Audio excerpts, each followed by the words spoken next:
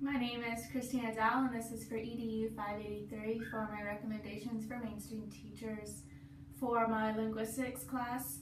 So we know that ELLs move through different stages while learning English language proficiency, and through all these stages, regardless of their proficiency levels, they need comprehensible input or information that's conveyed to them in a manner that they can understand, even if they don't know every word we're trying to teach them. So for example, some students might need hand gestures or visuals, while other students might need conveying the new ideas in terms they've already discussed and already learned. So that means teachers should scaffold their instruction and assignments and provide a variety of ways for their students to learn this. So this is also promoting student interaction with one another, so they're not only getting their academic vocabulary, they're working on their conversational vocabulary as well, and this needs to be both structured and supported. This could be by modeling, so providing students with clear examples of work that we want them to do, demonstrating how they should think out a problem, by bridging, connecting new material to material they've already learned again, by concepts that they've learned previously or concepts that they've learned in their native language. Schema building or organizing information into clusters.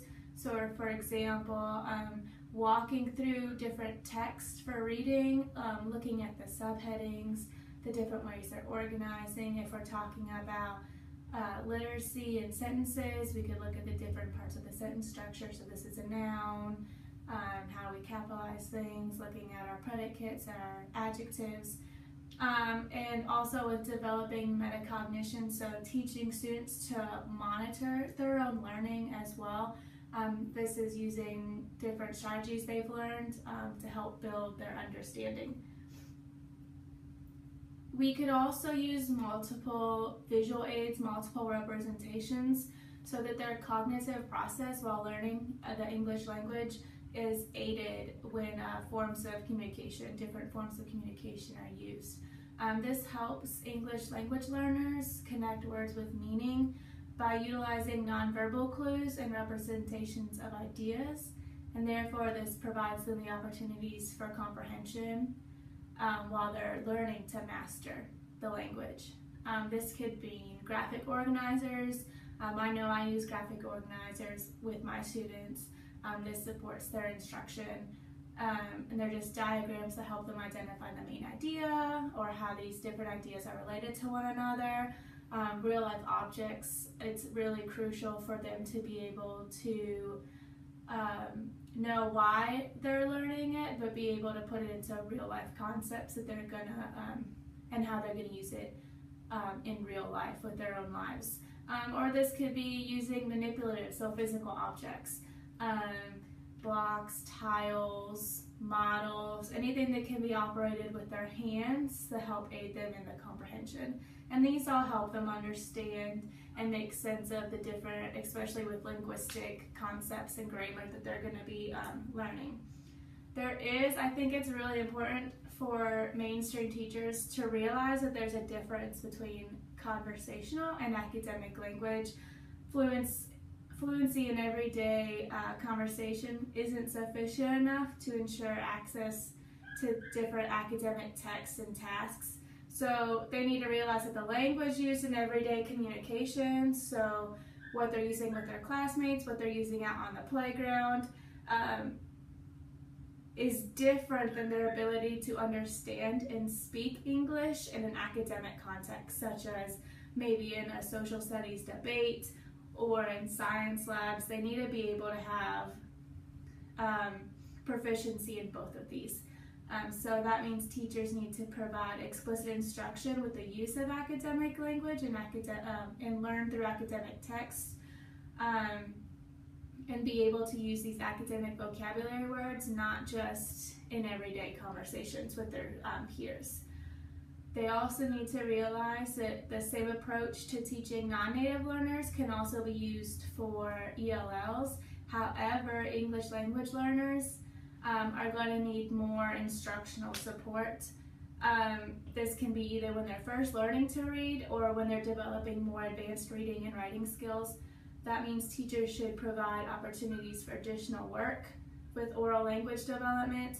They need to ensure that they're getting their ongoing literacy support and instruction, and they're getting explicit instruction in writing for academic purposes and providing different pieces of evidence that support that.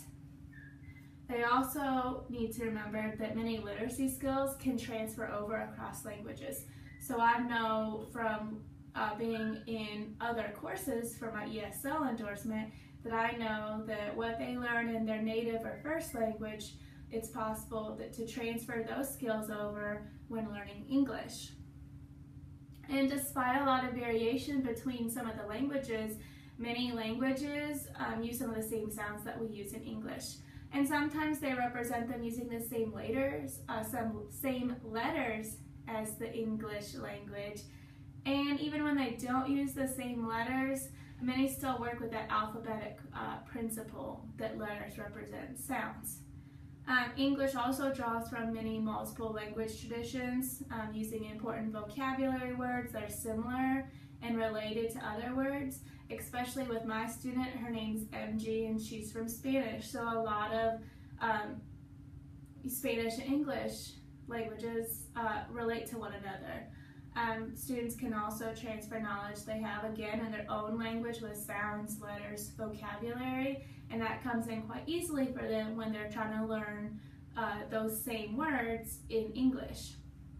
Building on this transfer of knowledge saves instructional time for teachers. They don't have to spend time teaching over and over again new concepts to students who can already read, such as MG, who can read in Spanish or in another language, the idea that letters represent sounds. She already grasped that idea because she's learned Spanish. The Spanish and English languages are similar because they're both alphabetic languages. This means that the transfer of knowledge between these two languages are more likely to happen. So she's more likely to be able to learn these skills and concepts because she knows them from her Spanish language and Spanish culture. So educators need to consider these similarities within students' languages, or the mainstream teachers need to realize these similarities with MG's two languages between Spanish and English, because that way they can teach similar letter and sound correspondence between the two languages. Depending on linguistic backgrounds of ELL students, teachers can draw upon these knowledge to help build vocabulary as well. They can build ELL's vocabulary in their primary language, so their first language, by working with the shared cognates, or the words across two languages that descend from the same recognizable wording or root. It's helpful for teachers to know this because the frequency of overlap varies substantially by the language. So due to the strong influence of Latin on English, Spanish and English share a large number of cognate pairs, such as telephone and then telefono in Spanish, or experiment and experimento, along with English and Spanish. With this cognate knowledge, they also need to be aware of false cognates. So for example, the English word rest and the Spanish word restar. So that we know the English word rest means to not move, but the Spanish word restar means to subtract. So that's completely different. Or the English word assist and the Spanish word asistir. Well, asistir means to attend, not to go somewhere to assist someone. So, however, with this knowledge of false cognates and actual cognates, we need to know the existence of the false cognates should not prevent teachers from drawing on their own knowledge of cognates, because false cognates are much less common. The mainstream teachers for MG need to be able to provide opportunities for her to write different writing pieces, as well as set time for mini lessons that she can use where she can learn spelling and punctuation. From my analysis of her writing piece and her speaking, she does have a few grammar errors that come up, a few spelling errors, not so much punctuation, but more spelling, to where these mini lessons might be able to help her and be more beneficial for her.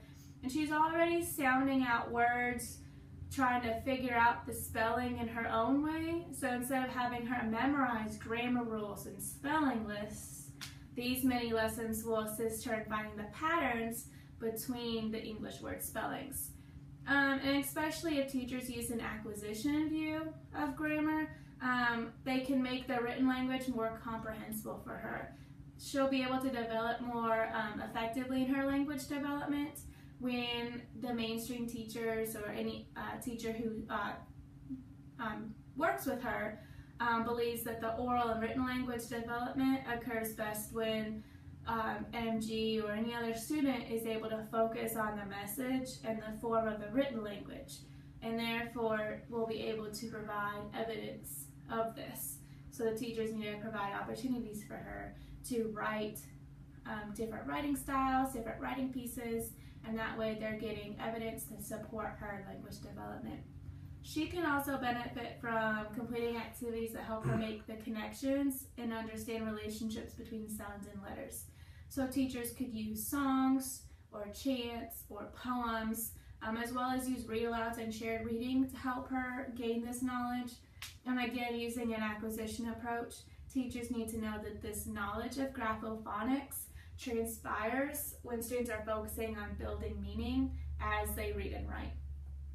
So we've got a few charts and a few websites that teachers can work on. So there are websites that the teachers can use, such as this one, where it has the IPA chart, which is on internationalphoneticalalphabet.org. And this website I think is very helpful because as we're learning linguistics and as we're learning phonics in this class, we talked about IPA. And this website has a chart that I'll actually speak to you. Ba, a ba. And the different sounds that the letters are supposed to make. A ra. Na, a na. And not only does it do consonants, but it also does the vowel sounds as well and locations of articulation.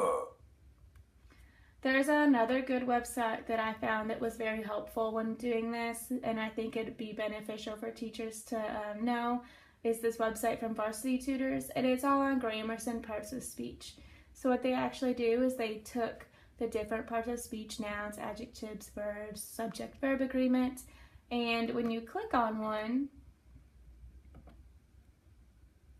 it'll take you to some lesson plans and teaching resources, and resources, and it talks about why it's used, what students are going to be doing, why it's helpful. Another thing that I think is crucial for the mainstream teachers to know, especially with MG, is this is a chart showing the letters of the English alphabet. So the colors of the letters show the relationship between the sounds the letters make in Spanish, so MG's native language, as compared to their sounds in English. So the letters in red have basically the same sound in Spanish as in English, including the hard and soft sounds of the letter C. The letters in blue have some similarity to the English language, but they also have some differences. So some examples in that are that in Spanish, the letter G makes the same hard sound in English, but the soft G sound sounds like the English H.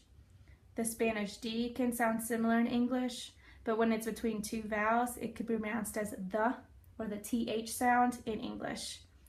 And the letters in black are quite different. The vowels in black make sounds that are associated with different vowels. The vowels in black can make different sounds that are associated with different vowels in English. And there are some other examples, such as the letter H is always going to be silent. The letter J is going to sound more like the English H, and the Spanish letter V, or the V sound, is going to sound like an English pronunciation of the letter B. So more importantly, I think it's really important that the mainstream teachers know how they're able to help her, that she's knowing how to sound out letters, which is a great start for a Spanish ELL, and all they need to do is take that to the next level, incorporating the read-alouds, the songs and chants, using mini lessons to help her more focus on the different spellings, finding those patterns between the different spelling letters. And with this and practicing different writing techniques, forming different writing pieces, I think then she'll be able to grasp and further develop her English language proficiency, especially in grammar and reading and writing. Thank you.